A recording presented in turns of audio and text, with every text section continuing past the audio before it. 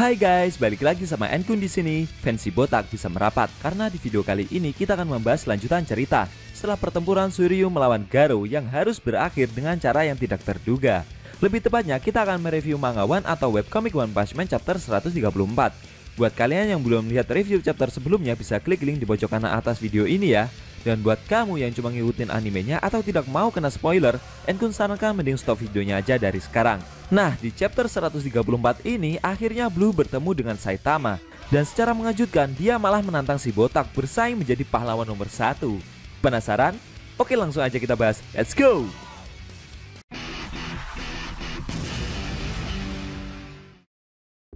Pada awal scene, kita diperlihatkan markas tim Fubuki. Di sana, para pasukan tim Fubuki sedang menonton berita di TV yang menginformasikan jika pahlawan Neo telah mendapatkan banyak pujian dari para masyarakat atas aksi yang mereka tunjukkan akhir-akhir ini. Berita tersebut sebenarnya sempat membahas tentang aksi dari tim Fubuki, namun mereka seperti sebagai figuran saja. Para anggota tim Fubuki yang menonton berita itu merasa tidak terima dengan berita tersebut. Mereka bertanya-tanya bagaimana jika tim Fubuki memakai baju tempur seperti pahlawan Neo, atau bahkan mereka juga akan menyeberang ke sana pula. Namun anggota yang bernama Matsuge meminta yang lainnya untuk menunggu terlebih dahulu dan mendiskusikan masalah itu kepada Nona Fubuki nantinya. Selain itu, Nona Fubuki masih berada di ruang pribadinya bersama Saikos. Mereka telah menghabiskan waktu selama berjam-jam, sehingga membuat para pasukan tim Fubuki merasa khawatir dengan apa yang Fubuki lakukan. Di dalam ruangan itu, Fubuki sedang bersama Saikos. Dia mencari informasi dengan memasuki alam bawah sadar dari Saikos. Di sana, mereka berdua berbicara di atas padang rumput yang luas. Namun sayangnya, Fubuki masih belum mendapatkan banyak informasi, sehingga membuatnya harus bekerja lebih sabar lagi. Scene berpindah. Kali ini diperlihatkan Suiryu yang sedang menaiki motor menuju markas asosiasi pahlawan. Leader pahlawan Neo itu naik motor sambil mendengarkan berita dengan earphone yang ia kenakan. Di dalam berita tersebut menginformasikan jika pahlawan Neo telah mencapai popularitas yang luar biasa. Lagu terbaru yang baru dirilis oleh Baby Gaza aja sudah 90 juta kali di-download. Lalu mantan legenda hidup sumo super yaitu Raiden telah mengguncang dunia dengan dia yang berduel melawan pahlawan kelas S, yaitu Buri-Buri Prisoner beberapa waktu lalu. Soal popularitas di kalangan wanita, ada Asel beserta kelompok hunter yang ia pimpin. Dan untuk Suiryu, sang ahli bela diri juga telah mendapatkan banyak dukungan. Saking banyaknya respon positif dari masyarakat, akhirnya official fans klub pahlawan Neo juga telah dibuat dan jumlah pendaftarnya telah membludak. Suiryu sendiri yang dalam perjalanan itu tidak menyangka jika dia dan adiknya yaitu Suiko akan secara bersamaan menjadi pahlawan profesional. Tiba-tiba Blue terbang menyalip Suiryu dari atas menggunakan pakaian jetnya menuju markas asosiasi pahlawan juga. Suiryu yang melihat dari bawah terkejut. Ada urusan apa Blue sampai mau ke markas asosiasi pahlawan? Blue yang sampai di sana memandang gedung markas tersebut. Sayangnya dia tidak mendapat sambutan hangat. Staf yang berada di depan pintu masuk memintanya untuk pergi karena saat ini pihak asosiasi sedang berada dalam situasi tegang. Tapi Blue memaksa masuk ke dalam halaman markas. Setelah itu dia meneriaki para staf elit yang berada di dalam gedung agar mendengarnya. Blue mengeluh karena tidak ada satupun pihak asosiasi yang mengangkat teleponnya. Dan hal itulah yang membuatnya datang langsung ke markas asosiasi pahlawan. Blue memiliki saran personal untuk masa depan industri kepahlawanan dan dia tidak punya banyak waktu untuk bersantai-santai. Blue juga ingin bertanya tentang ayahnya yaitu Blast. Sepertinya Blue nggak tahu banyak tentang ayahnya itu ya guys. Sayangnya teriakan Blue itu sama sekali tidak digubris oleh para staf elit asosiasi pahlawan. Tidak jauh dari sana ada kelompok pahlawan kelas buncit atau asosiasi korban nama pahlawan bersama si botak yang melihat Blue sedang protes. Otomatis mereka juga ikut nimbrung dan melanjutkan aksi protes mereka soal nama jelek dari pahlawan yang mereka sandang. Saking kerasnya suara yang mereka teriakan sampai membuat teriakan dari Blue jadi tenggelam. Namun Blue menyadari jika pahlawan botak yang dia lihat beberapa waktu lalu berhasil mengalahkan monster level naga dengan mudah ada bersama gerombolan itu.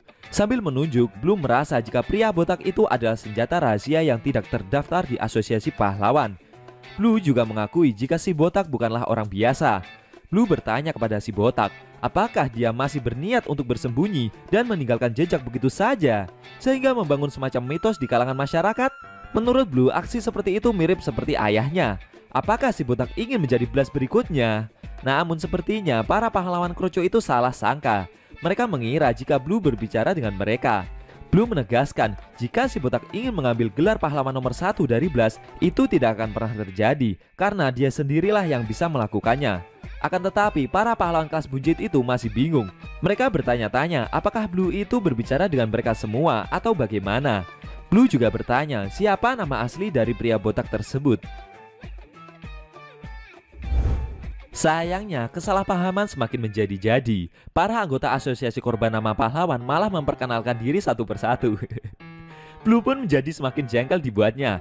Dan lama-kelamaan akhirnya si botak memperkenalkan diri kalau nama aslinya adalah Saitama. Setelah mendengar nama tersebut, Blue malah menantang Saitama jika mereka akan bertemu lagi di medan pertempuran. Dan dia akan menunjukkan kekuatan serta tekad yang Blue miliki kepada Saitama. Blue menantang Saitama menjadi pahlawan nomor 1. Setelah itu, Blue malah pergi meninggalkan markas asosiasi pahlawan begitu saja. Tapi sayangnya sambil berwajah datar dan tidak berekspresi itu, si botak kayak gak peduli gitu dengan apa yang Blue ucapkan barusan. Tidak lama setelah itu, Suiko yang berada tidak jauh dan mendengar pembicaraan dari mereka tadi juga menyadari jika nama asli pria botak itu adalah Saitama. Si Suiko berterima kasih dan memperkenalkan diri kepada si botak. Karena menurutnya kemarin Saitama telah menyelamatkannya dari pertarungan melawan monster level bencana naga. Tapi para anggota korban nama pahlawan itu lagi-lagi kepedean dan dengan ramahnya merespon apa yang Suiko ucapkan. Namun Suiko menolak dan dia meminta untuk berbicara dengan si botak saja. Suiko merasa jika Saitama sangat kuat. Terbukti dia berhasil mengalahkan monster kuat dengan satu pukulan saja. Suiko bertanya bagaimana Saitama bisa mendapatkan kekuatan sebesar itu.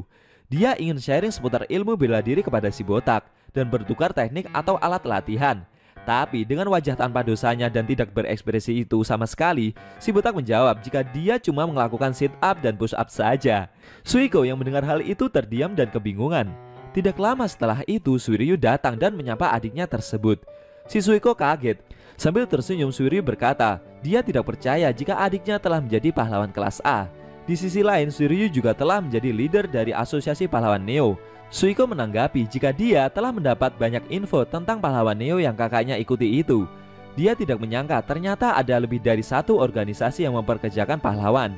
Melihat kakaknya bisa tersenyum lepas dan lebih bertanggung jawab, membuat Suiko terharu sampai mau menangis. Suiryu menawari Suiko untuk masuk ke dalam pahlawan Neo juga, tapi Suiko langsung menolaknya. Lalu Suiko memperkenalkan Saitama kepada kakaknya tersebut. Suiryu pun terkejut. Dia baru mendengar nama Saitama dari asosiasi pahlawan. Sepertinya Suiryu di versi manga One ini baru kenal Saitama guys. Beda dengan versi manga Yusuke Murata, di mana Saitama bertarung melawan Suiryu dalam turnamen bela diri Super Fight. Suiko memberitahu kakaknya jika Saitama adalah orang yang lebih kuat darinya. Sambil tersenyum, Suiryu merasa tertantang, lalu secara mengejutkan dia melancarkan tendangan bela diri dan menghentikannya tepat di depan muka si botak. Tapi Saitama tetap diam aja dengan wajah datarnya itu. Sambil percaya diri, Suiryu masih merasa jika dia lebih kuat dari pria botak yang adiknya kenalkan tersebut. Apalagi dengan baju tempur dari pahlawan Neo yang ia kenakan, membuat kekuatan dari Suiryu menjadi berlipat ganda. Mereka akhirnya membicarakan banyak hal, sempat pula bersendau gurau satu sama lain. Suiryu masih mencoba membujuk adiknya agar mau pindah ke pahlawan Neo. Meskipun begitu, Suiko masih tetap saja menolaknya. Tidak lupa, Suiryu juga menawari Saitama untuk pindah ke pahlawan Neo. Tapi si botak menjawab kalau dia juga nggak mau pindah. Setelah itu, Shin berpindah ke Blue yang berjalan meninggalkan markas asosiasi pahlawan. Saat dalam perjalanan, Blue berpapasan dengan Genos. Blue menyadari jika Genos adalah murid dari Saitama. Dia bercerita jika kedatangannya ke markas asosiasi pahlawan hanya ingin berbicara dengan staf elit saja. Blue memberitahu Genos jika beberapa intel dari eksekutif asosiasi pahlawan yang pindah ke pahlawan Neo telah membocorkan beberapa rahasia. Dia juga menyadari kalau Metal Knight diam-diam melakukan eksperimen menggunakan monster. Ada juga kekuatan monster yang gila akhir-akhir ini, karena kekuatan mereka ditingkatkan oleh seseorang. Menurut Blue, asosiasi pahlawan harusnya tidak membiarkan orang yang bermain-main dengan monster seperti itu bisa lolos. Dia juga menambahkan jika posisi leader pahlawan Neo masih menunggu Genos jika dia ingin pindah. Beberapa waktu kemudian, Shin berpindah ke dalam apartemen Saitama. Di sana, Genos berbicara banyak hal dengan gurunya. Genos juga bercerita soal informasi yang ia dapat dari Blue tadi.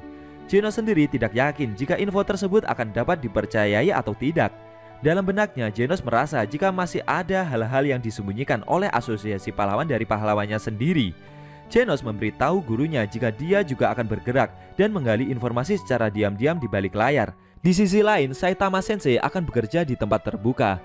Mereka bekerja sama akan menghancurkan ketidakadilan yang masih abu-abu itu.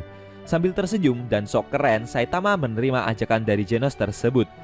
Apakah mereka berdua akan benar-benar membongkar identitas di balik monster yang kuat muncul akhir-akhir ini? Dan benarkah dalang dari kejadian ini semua adalah Metal Knight? Sayang sekali, Shin Manga One Chapter 134 telah berakhir.